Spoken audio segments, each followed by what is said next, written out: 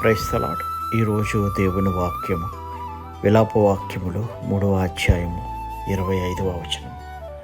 తన్ను ఆశ్రయించు వారి ఎడల యెహోవా దయాళుడు, తన్ను వెదకు వారి ఎడల ఆయన దయచూపువాడు.